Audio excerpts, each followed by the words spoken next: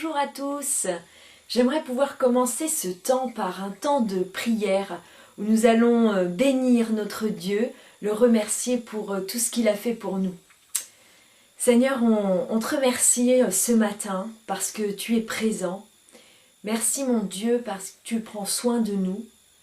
Seigneur, c'est vrai, tu es un Dieu merveilleux qui chaque jour tient compte de nos doutes, tient compte de nos interrogations, mais tient compte aussi de nos joies, de nos tristesses, de nos peines, mais également tu prends soin de nous dans tous les détails de notre vie. Et ce matin, ensemble, on veut te louer, t'adorer, apporter un culte de louange, de reconnaissance. Merci pour qui tu es, Seigneur. Amen. J'aimerais commencer par ce premier chant qui nous dit « Merveilleux, si merveilleux ».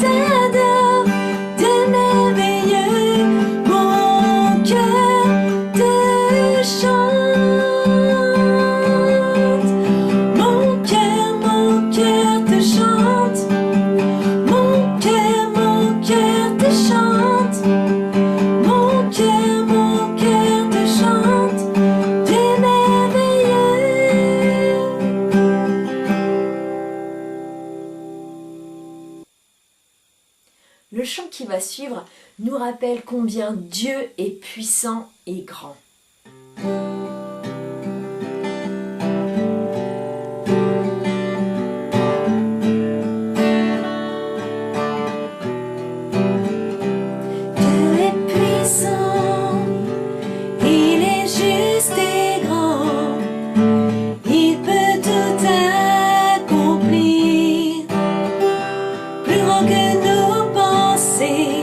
Plus grand que nos désirs, il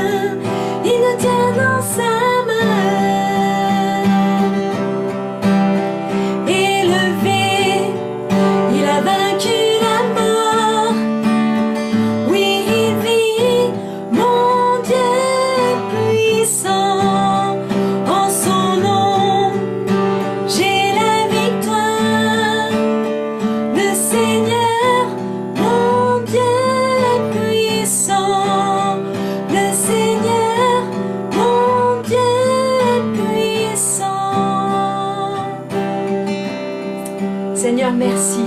Parce que c'est vrai que tu nous rappelles que tu as vaincu la mort. Tu es celui qui est victorieux. Tu es victorieux dans nos vies. Tu es victorieux chaque jour. Amen, Seigneur. À toi soit toute la gloire.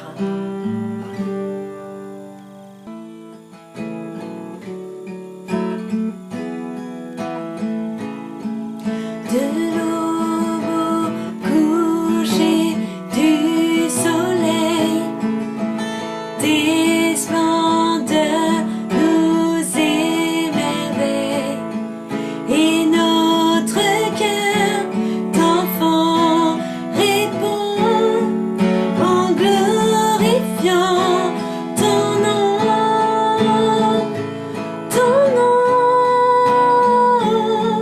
comme une tour aux quatre vents, ton nom nous rend fort à chaque instant, ton nom, que tous les peuples entonnent un chant, car aucun autre nom n'est plus grand que ton nom.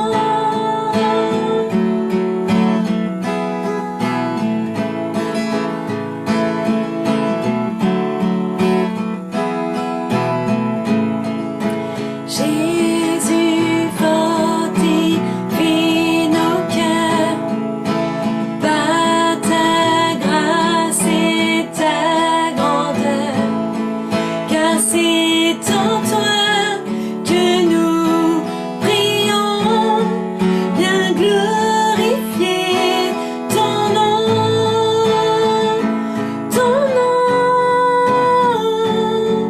comme une tour aux quatre vents, ton nom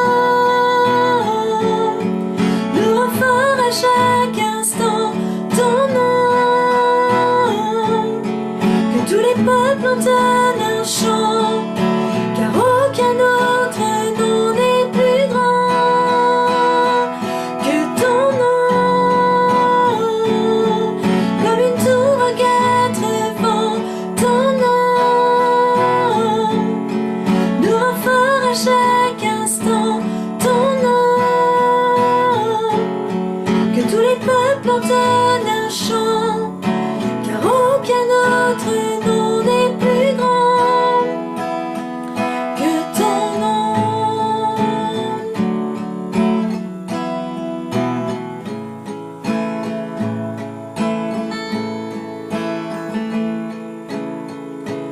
Ô Jésus, mon sauveur, Seigneur, nul n'est comme toi.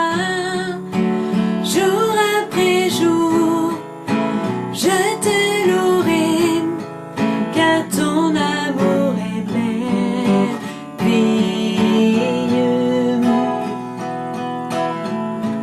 Mon abri, mon refuge, mon réconfort, mon rocher, tout ce qui vit, ce que je suis, ne cesse de t'adorer.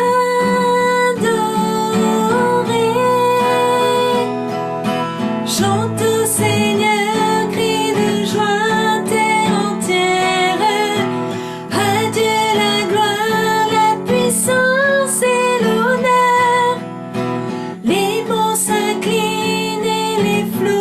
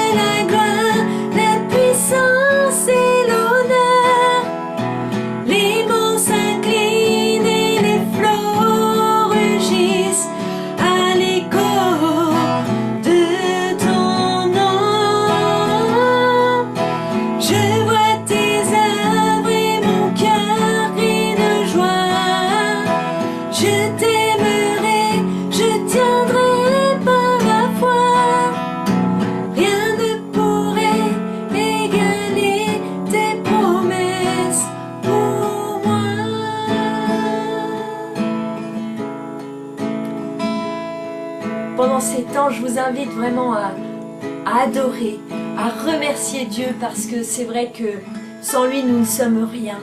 Et c'est lui qui chaque jour nous réconforte, c'est lui qui chaque jour nous apporte tout ce que nous avons, tout ce que nous avons besoin. Vraiment, je vous invite pendant ces temps à prier ensemble.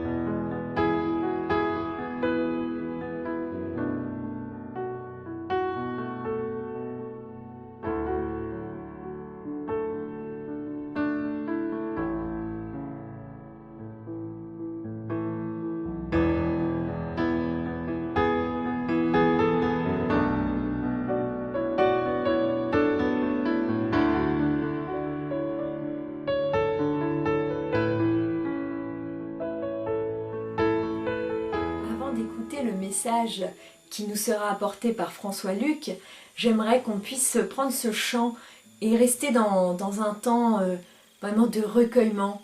Saint est l'agneau sacrifié.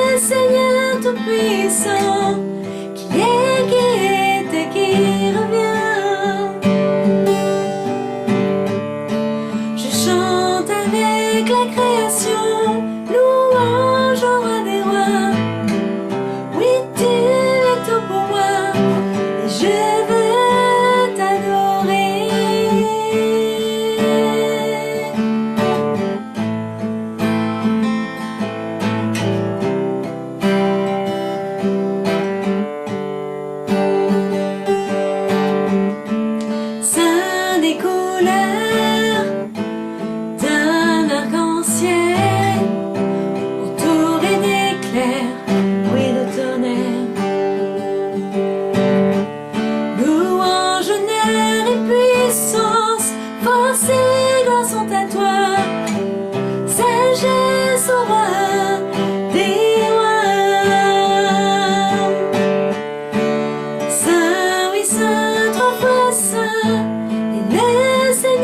Tout-Puissant, qui est et qui revient.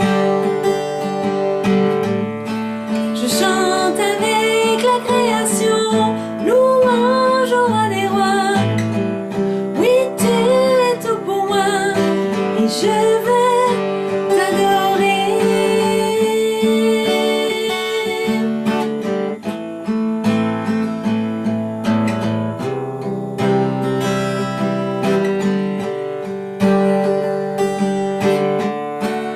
Émerveillé, oui, bouleversé, au seul écho de ton nom. Jésus, ton nom est puissance, soufflez sur ce nos vies. Oh, quel mystère merveilleux! Saint, oui, Saint, trois fois Saint, est le Seigneur Tout-Puissant, qui est et qui revient.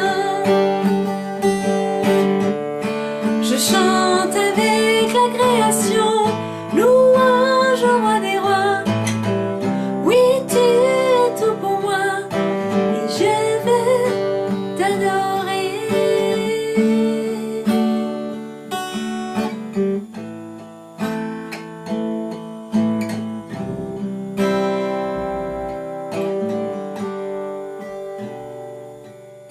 Bonjour à tous et heureux de vous retrouver pour ce temps, pour les annonces de la semaine. Tout d'abord, rendez-vous jeudi 18 h pour notre temps de prière à 18 h sur la plateforme Zoom. Je vous enverrai le lien pour cette réunion de prière sur votre boîte mail. Samedi de 10 h à midi, l'œuvre sociale continue. Le but, donc on ouvre l'église, le but c'est que les personnes qui ont les capacités puissent apporter de la nourriture pour que ceux qui sont dans les besoins puissent bénéficier d'un colis alimentaire. Donc celui qui donne, donne pour celui qui est plus dans le besoin, et celui qui est dans le besoin peut légitimement demander donc à avoir des denrées alimentaires. Pendant que samedi, nous ouvrons l'église de 10 h à midi, vous pouvez en profiter si vous souhaitez apporter vos offrandes en liquide. Donc il y a l'urne qui est à l'entrée de l'église et dans laquelle vous pourrez déposer vos offrandes.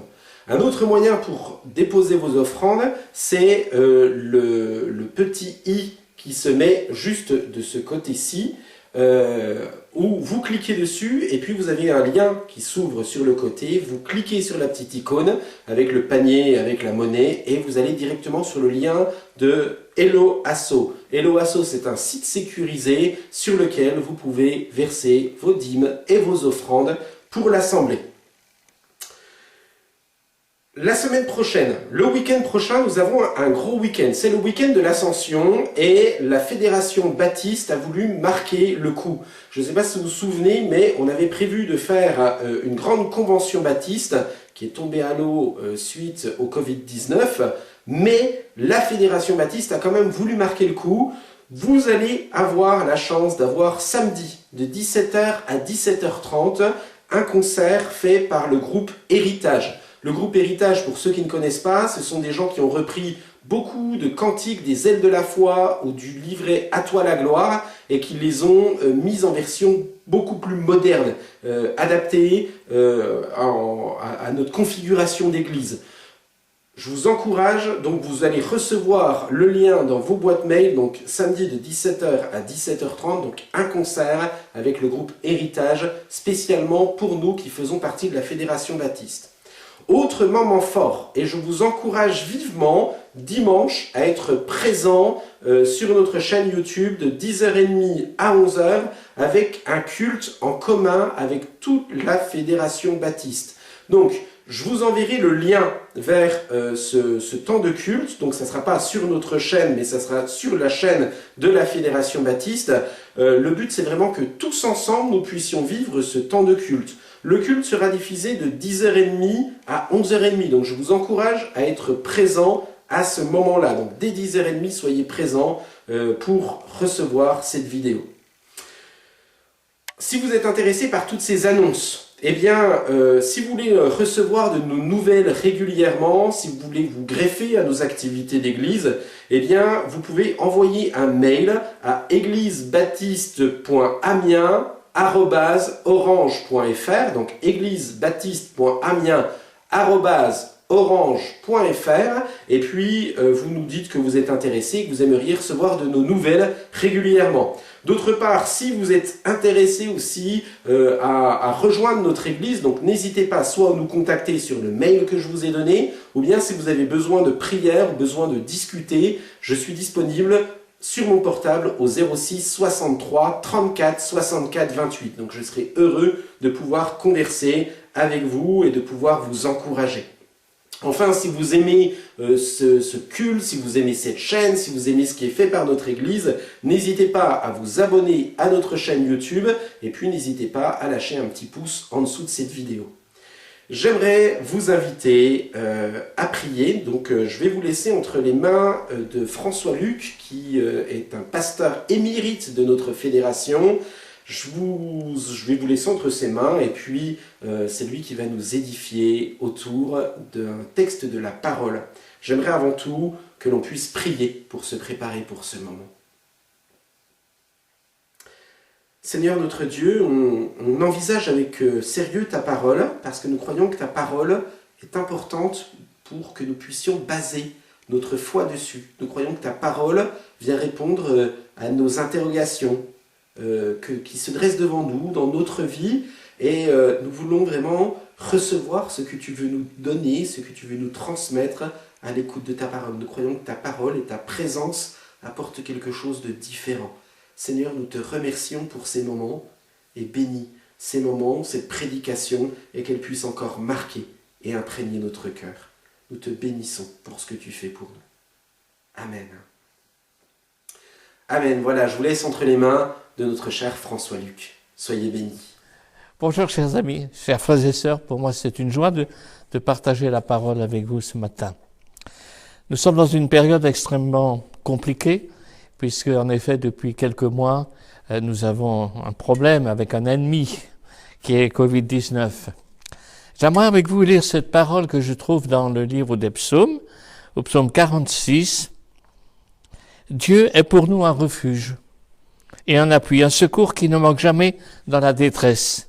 C'est pourquoi nous sommes sans crainte quand la terre est bouleversée et que les montagnes chancellent au cœur des mers. C'est pourquoi nous sommes sans crainte quand la terre est bouleversée. C'est vrai que la terre est bouleversée. Notre monde est bouleversé à cause de ce qui est arrivé avec la Covid-19. Mais voilà, nous sommes entrés maintenant dans le déconfinement. C'est une nouvelle phase de liberté qui nous est proposée. Mais pourtant, on nous l'a dit, on nous le redit, et il faut bien en prendre compte. Covid-19 est toujours là, présent, prêt à faire des dégâts.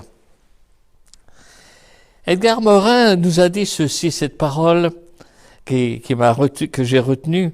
Plus l'homme est puissant dans son pouvoir et dans sa technique, plus il est infirme devant la souffrance, le malheur et la mort. L'épidémie que nous vivons est sans nous rappeler d'autres épidémies.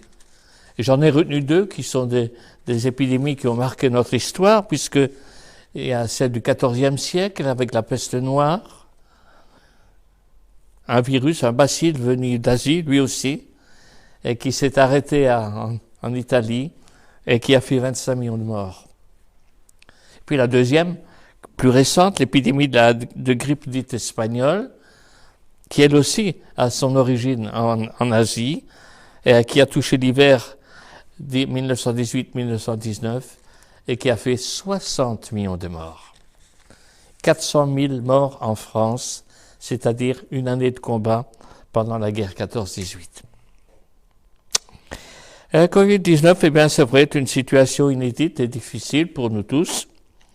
Et je sais qu'elle a rapidement fait naître une question. Le Covid-19 serait-il une punition de Dieu? Certains répondent oui, certainement, Car Dieu est tout-puissant, il a envoyé ce virus comme une marque de son jugement pour rappeler aux humains qu'ils doivent se tourner vers Dieu. D'autres répondent, mais non, car Dieu est amour et l'amour ne peut envoyer la maladie. Le problème, c'est que il n'y a pas vraiment de réponse définitive. Le problème, c'est qu'on peut trouver dans la Bible des passages qui contredisent l'un et l'autre. Alors, la punition de Dieu, je n'ai pas de réponse. J'en sais rien.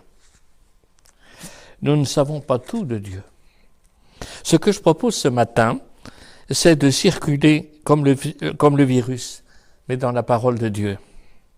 Et d'écouter ce que la parole de Dieu veut nous dire concernant la maladie et le virus. Il est évident que lorsqu'on parle de maladie, à l'esprit vient très rapidement la situation de Job. Nous connaissons tous l'histoire de Job, un homme bien dans sa vie, à qui tout réussit, bonne santé, argent, un homme de foi, il rend grâce à Dieu et pourtant, voilà que quelque part, lors d'une conversation, Satan va trouver Dieu et prétend que Job l'honore parce qu'il est bien dans sa vie. Et alors, il dit ceci, tu as vu comme il t'a béni, retire-lui ses biens et tu verras s'il continue à te louer. Et nous savons tous que, Job va passer par une épreuve terrible, il va tout perdre, ses enfants, ses richesses, et il se trouve bien seul alors que viennent les trois fameux amis qui avec lui vont essayer de trouver une réponse à la maladie. Maladie, péché. Pendant 35 chapitres, il y a une énorme discussion entre Job et ses amis. Et ce qui est étonnant, c'est que Dieu se tait. Dieu ne dit rien. Et quand ils ont tout fini leur discours, que se passe-t-il ? Eh bien, Dieu vient prendre Job par la main et le conduit. Il le conduit à admirer le monde qui a été créé. Le message du livre de Job nous rappelle qu'il est des questions dont nous n'avons pas de réponse. Devant cette non-réponse, nous sommes invités à déplacer notre raisonnement et à nous poser une autre question. Au-delà de Covid-19, suis-je capable de m'émerveiller devant le monde à la façon du psalmiste au psaume 8, quand je contemple les cieux? Qu'est-ce que l'homme pour que tu te souviennes de lui? Qu'est-ce que l'homme pour que tu prennes garde à lui? Si nous continuons notre parcours dans la parole de Dieu, il y a toute une série de prophètes que certains ont appelés les prophètes de malheur, qui annoncent, c'est vrai, les jugements de Dieu. Que ce soit Amos, au chapitre 4, quand il parle « J'ai envoyé parmi vous la peste », que ce soit Ésaïe, parlant de Jérusalem, dans Ésaïe au chapitre 29, où il est dit ceci à peu près « Je réduirai Ariel et il y aura des plaintes et des gémissements ». Les lamentations de Jérémie, et qui, à propos de la chute de Jérusalem, dira « Le Seigneur est devenu comme un ennemi ». Alors je sais bien que pour certains, c'est l'affirmation qu'ils ont raison, Dieu qui juge. Voyez-vous, dans le livre des Chroniques, il y a une histoire qui a retenu mon attention. C'est l'histoire qui se passe entre le prophète Gad et David. Au moment où David a commis une désobéissance et où Gad vient le trouver. Et Gad lui propose 3 choses. Où il va perdre pendant 3 années les combats vis-à-vis de l'ennemi, où il y aura la famine, ou alors il y aura la peste. Et David dira, « Oh, je ne désire qu'une chose, c'est la condamnation de Dieu, le jugement de Dieu. » Et il va choisir la peste. Et il dira, « Je choisis cela parce que je sais que j'ai affaire à un Dieu de compassion. » Et Dieu envoya la peste. Pensez Que le Seigneur est derrière les catastrophes nous assure au moins que nous ne sommes pas seuls face au tragique et qu'il nous est permis d'espérer un au-delà de l'épreuve. Voyez-vous, le message des prophètes n'est pas tant d'annoncer le malheur pour annoncer le malheur, mais le but de ces prophètes, c'est d'amener l'homme à saisir que Dieu est là. Un appel au changement du comportement. Voilà le but que cherchaient les prophètes. Puissions-nous l'entendre nous aussi en ces jours, l'appel de Dieu. Que ce temps d'épidémie qui bouleverse nos vies, puis c'est un temps où nous pouvons, comme nous le demande la parole de Dieu, savoir entendre la voix de Dieu, et pour nos vies, et pour le monde. Qu'elle soit pour nous l'appel de rechercher ensemble le royaume de Dieu et sa justice. Nous arrivons au Nouveau Testament, et une des histoires qui a retenu mon attention, c'est celle que nous rencontrons dans Jean, chapitre 9, au sujet d'un aveugle qui est là sur la route.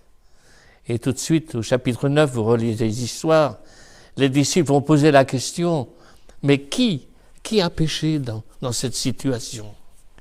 Est-ce lui? Est-ce ses parents?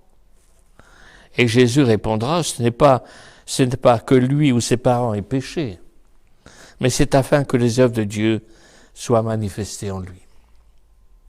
Les apôtres veulent avoir une explication qui entre dans leur logique religieuse et demandent qui a péché pour que l'infirme soit atteint ainsi depuis le début de sa vie. Est-ce lui et ses parents? Et Jésus répond sans ambiguïté, ni lui ni ses parents.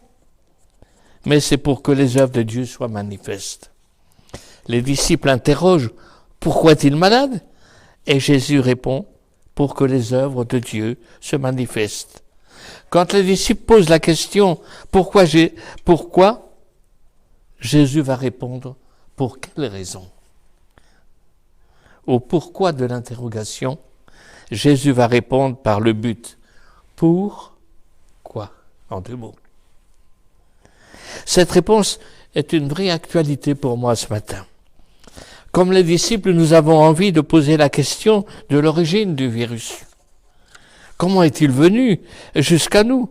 Qui est responsable? La Chine? La mondialisation? Le réchauffement climatique? Portes ouvertes? Le gouvernement? On peut multiplier les débats sans fin, comme nous Français nous savons si bien les faire. Mais moi j'ai une idée peut-être qui va vous étonner.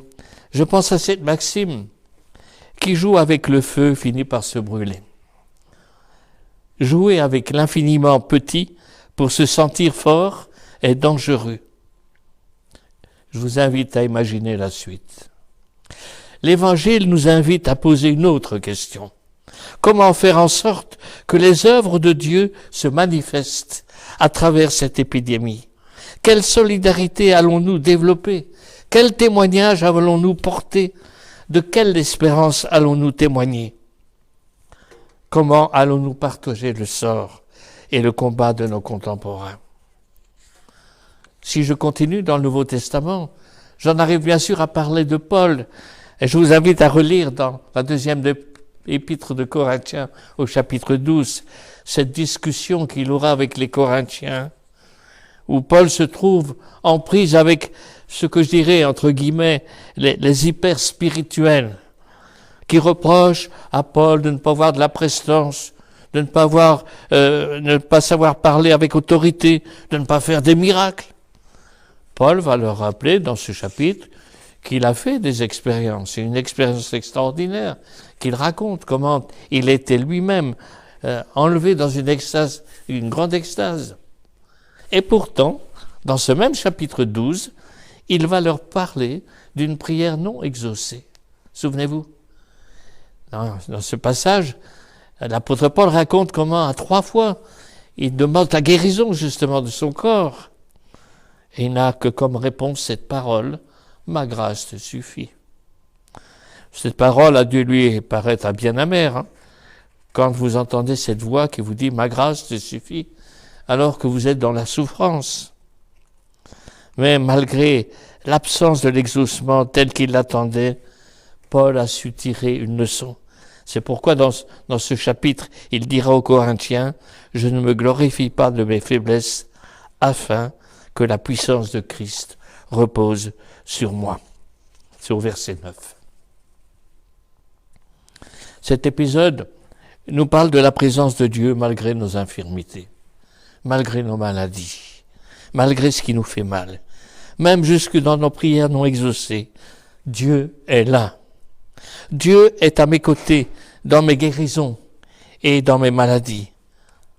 Dans les non-exaucements, il m'invite à faire de mes épreuves les expériences de la grâce de Dieu. J'en arrive à l'Apocalypse pour terminer mon survol. Peut-être certains auraient voulu que je commence par cela. Certains pensent tout de suite à Apocalypse 6 et au verset 8, là où dans l'Apocalypse il nous est parlé de ces quatre cavaliers qui viennent, et le dernier, le verdâtre, il nous est dit ceci: celui qui le montait avait pour nom la mort, et le séjour des morts l'accompagnait. Pouvoir leur fut donné sur le quart de la terre pour tuer par l'épée, par la famine, par la peste et par les bêtes sauvages de la terre. Tout n'est pas limpide dans ce livre de l'Apocalypse. Et ce n'est pas étonnant, car le cœur de son propos, c'est de montrer, d'évoquer le mystère du mal qui est insaisissable. Le mal existe dans le monde, nous le savons que trop bien. Le monde est le théâtre d'une opposition entre le dragon et l'agneau. Le dragon représente ses forces maléfiques et l'agneau est l'image du Christ. Quelles sont les chances d'un agneau de gagner face à un dragon? Elles sont nulles. Pourtant, contre toute attente, à la fin des temps, l'agneau est vainqueur du dragon. Face au mal, le livre de l'Apocalypse appelle à la résistance au nom de l'espérance, dans la victoire de l'agneau.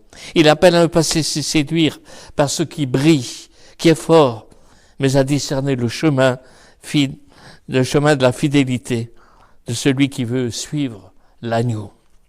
Le livre de l'Apocalypse est une parole d'espoir au milieu des guerres, des catastrophes, des épidémies. Face à la souffrance de l'humanité, aux guerres et aux génocides, nous avons besoin de nous répéter le message de l'Apocalypse. La victoire est certaine. Il y a bien sûr dans tout ce passage, dans tout ce que j'ai essayé de survoler avec vous, il est un personnage qu'il faut évoquer quand même, le diable. Quand on cherche à interroger les Écritures face au mal, notre réflexion croise la personne du diable, de Satan, ou des mauvais esprits, quel que soit le nom qu'on lui donne. On ne peut pas nier que les évangiles parlent de ces puissances maléfiques. Et la Bible n'est pas très explicite sur l'origine de ces puissances. La foi chrétienne nous appelle à croire en un Dieu, Père, Fils et Saint-Esprit, et non à croire au Satan, au diable et à ses démons. En revanche, la Bible en parle et nous devons entendre ce qu'elle dit. Ces avertissements rejoignent une observation du monde. Il suffit de relire l'histoire de l'humanité pour se convaincre qu'il existe des dynamiques diaboliques, des forces d'orgueil, de mensonge et de haine qui saisissent tous les humains. Nous devons garder les yeux ouverts sur la dimension spirituelle et démoniaque des forces de division, de haine, de mensonges qui menacent notre société et qui iront toujours en grandissant jusqu'à la fin. Le combat est spirituel. Que nous reste-t-il dans ce combat? La prière. À quoi ça sert de prier face au Covid-19, me direz-vous? Eh bien parce que la prière fait son œuvre dans nos cœurs. Luther a dit ceci en parlant de la prière. Le chrétien doit prier comme le cordonnier fait des chaussures et le tailleur des costumes. La prière est le métier des chrétiens. Vous ne trouvez pas que la citation est belle? Mais elle interroge quand même. À quoi ça sert de prier face à l'épidémie? Ma prière va-t-elle changer quelque chose? Toute la part raisonnable voudrait s'opposer à cette idée. Prier, c'est disposer souvent notre cœur à entendre la voix de Dieu. Il y a une parabole dans l'Évangile qui est intéressante, que Jésus a racontée, concernant cette veuve qui va voir son juge, un juge qui est dur, un juge qui ne veut rien entendre, et pourtant elle y va, elle y retourne. Et à la fin de l'histoire, que vous trouvez dans Luc 18, il nous est dit ceci. Elle qui finit par trouver et emporter grâce à sa persévérance, Jésus va dire, quand le Fils de l'homme viendra, trouvera-t-il la foi sur la terre? Trouvera-t-il des hommes et des femmes qui ont la persévérance de la veuve? Et Jésus l'a dit, veillez, priez. Il ne m'appartient pas ce matin de juger l'efficacité de la prière. Il m'appartient d'être fidèle, persévérant. En latin, persévérer, c'est persister dans la difficulté. C'est le contraire de l'entêtement qui est la persévérance de l'erreur. Alors, je prie. Je prie mal. Je prie trop peu. Mais je prie quand même. Parce qu'il paraît que c'est mon métier. Prier, c'est aussi me trouver devant Dieu en protestant. Sur ces vieux jours, un journaliste qui rencontrait Jean-Paul Sartre, et vous savez que Jean-Paul Sartre était vraiment un illustre athée, et ce journaliste lui demandait s'il ne se plaignait pas de devenir aveugle et de ne plus pouvoir lire. Et Jean-Paul Sartre a répondu, « Devant qui voulez-vous que je me plaigne? On ne se plaint pas devant la nature. » Mais nous, au contraire, nous savons qu'avoir la foi, c'est croire qu'il y a quelqu'un devant qui je peux me plaindre. Quelqu'un à qui je peux dire toute ma colère, tout le mal, devant le mal, la maladie et la mort. Devant le grand malheur, l'infection qui ravage une famille, il y a un grand malheur. Il y a ceux qui se taisent et qui espèrent passer entre les gouttes, et ceux qui gardent vivante leur colère et qui n'hésitent pas à la poser devant Dieu. Déposer aux pieds du Seigneur tout ce qui nous semble si lourd. Je prie parce que je ne peux pas m'habituer à la maladie, au drame, à la mort. La prière, c'est le refus de la résignation. C'est aussi un acte de compassion, de solidarité. Je prie parce que lorsque je ne peux plus rien faire, je peux encore prier. Je peux encore intercéder. Voyez-vous, le mot intercéder est intéressant, puisqu'il nous parle de se déplacer entre eux, aller d'une personne à une autre. Le ministère de l'Église, frères et sœurs, et des chrétiens, est de dire la parole de Dieu aux hommes. Un appel à se tourner vers ce Christ qui a donné sa vie, à se repentir de ses péchés, mais aussi à se tenir devant Dieu face à la souffrance du monde. Comme je le disais, l'intercession est un acte de solidarité. Elle est une façon pour les croyants de se rappeler qu'ils ne vivent pas dans une espèce d'arche protégée, mais qu'ils sont envoyés au milieu du monde en souffrance. Prier parce que je crois à l'exaucement de la prière. Pourtant, il y a quelques passages qui nous interpellent.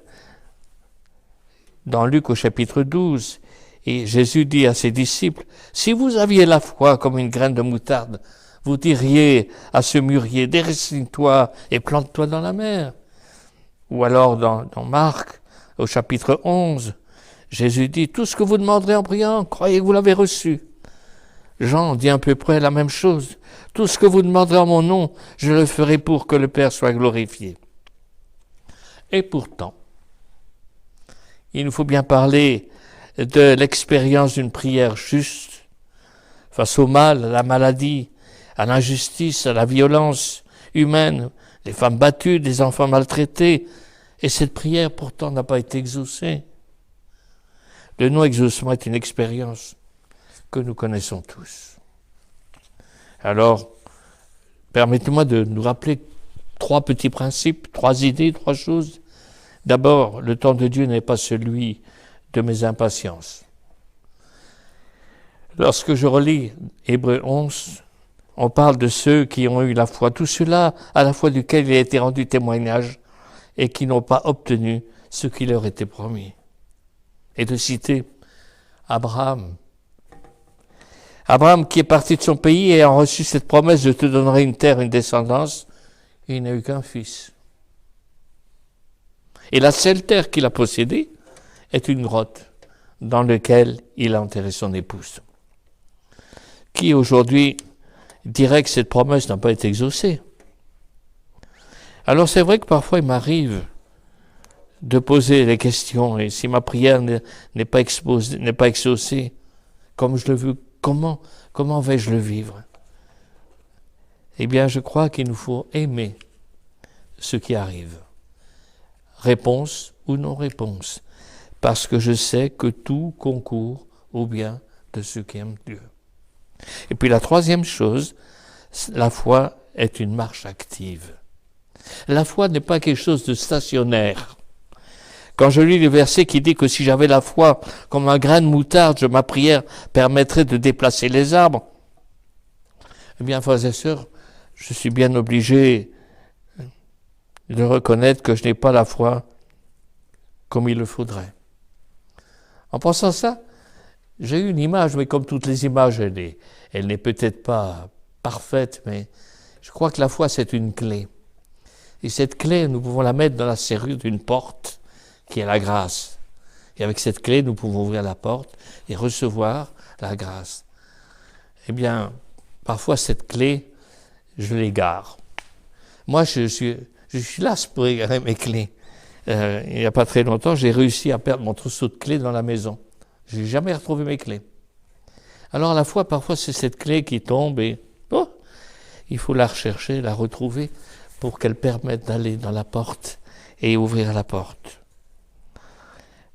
Reconnaître que je n'ai pas la foi, c'est une excellente nouvelle, tout compte fait. Elle ne doit pas nous perturber outre mesure. Comme les disciples, j'ai encore à découvrir et apprendre à grandir dans mon chemin avec le Christ. Alors pour terminer, j'aimerais nous laisser 2 défis. Le premier défi, c'est le défi de la persévérance. À propos de la persévérance, Bernard de Clairvaux a écrit ceci aux moines. La persévérance, c'est la sœur de la patience, fille de la constance, elle est l'amie de la paix, le ciment de l'amitié, le lien de la concorde, le rempart de la sainteté. L'apôtre Paul en a parlé d'une autre façon lorsqu'il parlait, il avait pris comme image le sportif, celui qui se donne.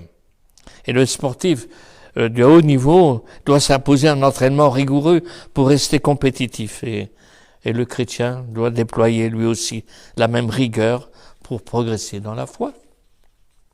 Cette image nous rappelle que le monde ne se sépare pas entre ceux qui ont la foi et ceux qui ne l'ont pas. Mais ceux qui marchent, eh bien, ce sont ceux qui avancent, qui persévèrent. Les autres, j'appellerai les statiques, ils vivent de leurs acquis, ils sont enfermés dans leurs habitudes, dans leurs traditions. À la fin de la vie, l'apôtre Paul a dit ceci: j'ai mené le beau combat, j'ai achevé la course, j'ai gardé la foi. Un phénomène inattendu, le deuxième défi, c'est le défi du déconfinement. Un phénomène inattendu, c'est la peur de cette nouvelle étape. Certains n'aspiraient qu'à une chose, bien sûr, c'est de pouvoir aller boire une petite bière avec le copain. Et on a eu quelques images de ceux qui ont voulu le faire, à Paris surtout. Mais il y en a d'autres quand même qui sont terrorisés face au risque de croiser le virus. Cette peur me fait penser à deux récits. Le premier, c'est ce que j'appellerais la nostalgie de l'Égypte. En effet, très souvent, dans leur voyage, le peuple d'Israël a regretté l'Égypte. Pourtant, l'Égypte, c'était une terre d'esclavage. Mais c'est aussi un lieu de sécurité, un lieu sécurisé. Et le Seigneur appelle son peuple à sortir du confinement égyptien pour aller vers la liberté. Et la liberté, elle a un coût. Alors nous pouvons regretter les choses du passé, nous souvenir des choses du passé et oublier que nous sommes entrés dans une nouvelle étape, qu'il nous faudra probablement réfléchir autrement quant à l'annonce de l'Évangile face à un monde en perdition. Et puis la deuxième chose, je suis revenu dans l'histoire de Jésus qui rencontre un malade qui est là depuis 30 d'années et qui lui demande « Veux-tu être guéri ?» Est-ce qu'on pose une question comme ça à quelqu'un qui est malade? Eh bien non. Jésus va lui dire cela. Et parfois nous préférons aussi notre sécurité d'une situation difficile mais prévisible. Et nous avons difficile à prendre des risques. Sortir même si nous savons que Covid-19 rôde. Jésus a appelé ce paralytique à se lever et à partir avec son lit. Continuez à être un témoin de l'amour de Dieu dans un monde bouleversé. Il faut parfois du courage pour retourner dans la vraie vie. Il faut compter sur la présence du Seigneur. Pourtant, nous sommes dans un temps où les choses sont favorables. Edgar Morin, pour le citer, disait « Le virus nous oblige à abandonner définitivement le mythe de l'homme maître de son destin et de la nature. » Témoin malgré tout. Au-delà de nos peurs, de nos replis, une opportunité s'ouvre devant nous. Replacer l'Évangile au centre de toute vie. Oui, Jésus est notre espérance. Nous pouvons et nous devons le proclamer chaque fois que c'est possible. Allez, faites des disciples malgré Covid-19. En terminant, j'aimerais vous citer Jérémie 29, 11.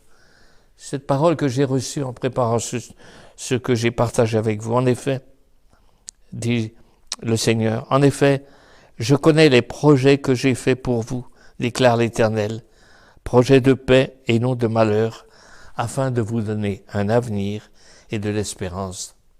Amen. Nous sommes unis dans la famille, car Dieu nous lie à toujours un gène d'amour. Concitoyens, nous sommes les siens, car Dieu nous lie à toujours un gène d'amour.